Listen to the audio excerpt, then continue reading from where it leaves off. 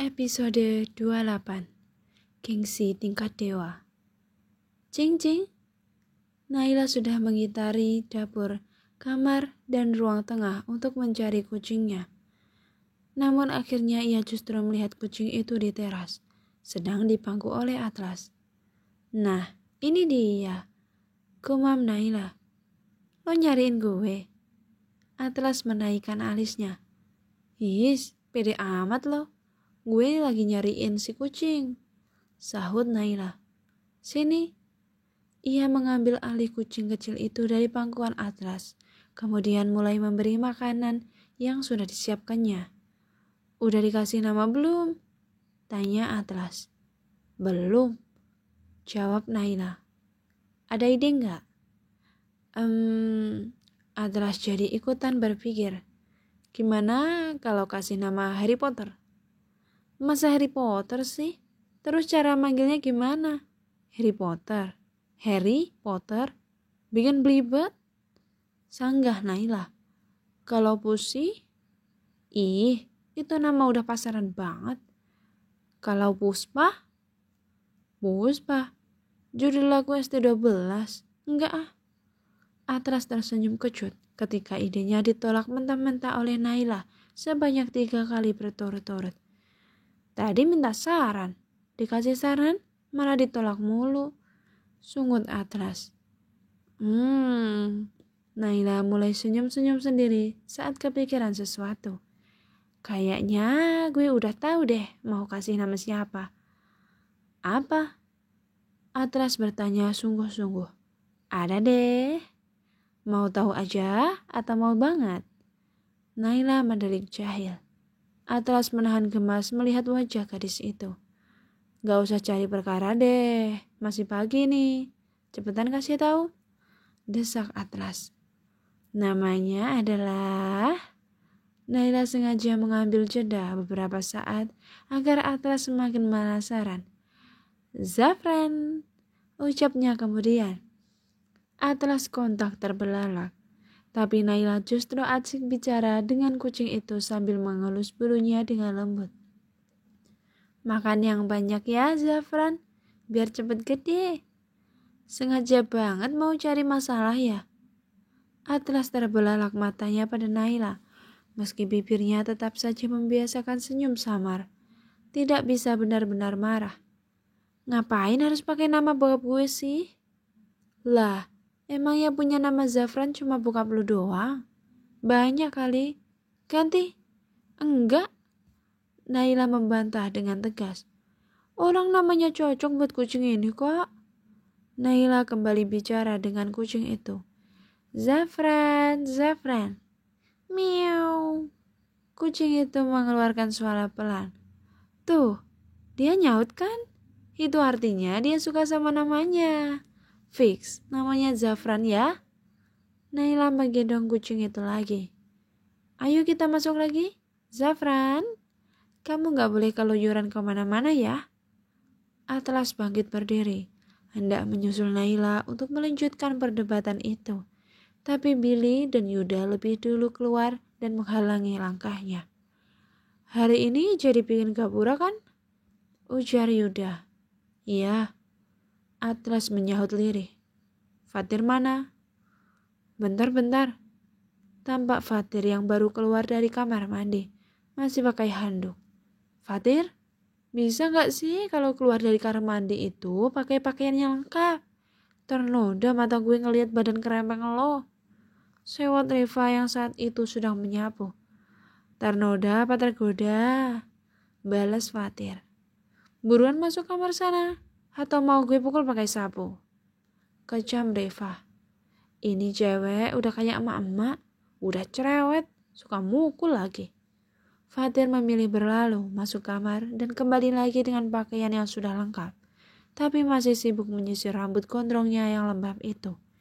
Biasanya, yang cowok-cowok memang mandi di sungai, tapi karena kejadian tanah longsor kemarin, mereka semua jadi mandi di rumah saja.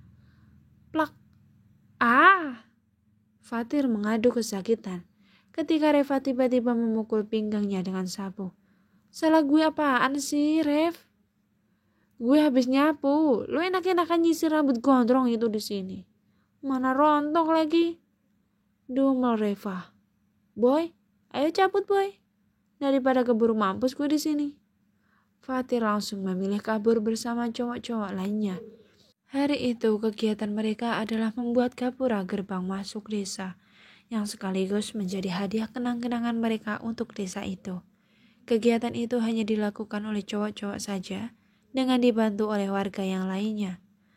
Beberapa hari kemudian mereka pun menjalankan proker terakhir mereka di desa itu, yaitu penampilan kesenian yang juga menjadi acara perpisahan mereka dengan warga desa. Fatir dan Meira yang menjadi penanggung jawab acara sibuk mengatur acara pada malam itu.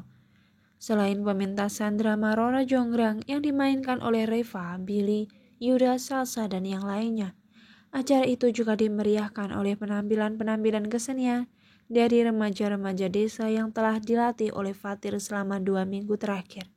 Semua warga desa menikmati acara itu, termasuk Pak Jarot. Bahkan, Pak Jarot memberikan sumbangan yang cukup besar juga. Atlas, di tengah-tengah acara, tampak Pak Jarot menghampiri Atlas. Iya Pak. Atlas menyahut dengan sopan sambil memutar tubuhnya menghadap laki-laki paruh baya itu. Hehe, begini, Bapak boleh minta nomor kontak ayahnya Atlas nggak? Soalnya Bapak ada keperluan untuk mengajak kerja sama bisnis. Intonasi bicara Pak Jarot mendadak lembut dan penuh sopan santun. Kalau nomor pribadi Papa, saya nggak bisa berikan Pak, soalnya itu privasi, balas Atlas. Tapi kalau ada urusan bisnis atau pekerjaan, saya bisa kasih kontak sekretarisnya atau Bapak bisa langsung datang ke kantor Papa saya. Oh, oke. Kontak sekretarisnya juga boleh. Pak Jarot bergegas mengeluarkan ponselnya, kemudian menyalin kontak dari ponsel Atlas. Oh ya, kalau bisa nanti disampaikan juga pesan Bapak ke papanya Atlas ya, biar urusan bisnis nantinya bisa lebih gampang gitu. Iya. Atlas menyahut sekenanya. Padahal ia justru memikirkan hal yang sebaliknya. Justru Atlas akan meminta bapaknya untuk tidak menerima kerjasama dalam bentuk apapun dari laki-laki tua licik itu.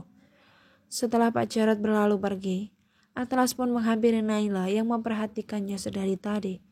Tapi begitu Atlas mendekat, Naila justru mengalihkan pandangannya, pura-pura fokus pada penampilan tari yang sedang berlangsung. Atlas berdaham kecil. Lo cantik pakai jepit rambut itu? Ucap Atlas dengan nada pelan. Kerasnya suara musik itu membuat suaranya semakin tenggelam. Hah? Kenapa? Naila menoleh pada Atlas. Itu tariannya keren. Atlas mengelak dari ucapannya yang sebelumnya. Naila tersenyum sendiri.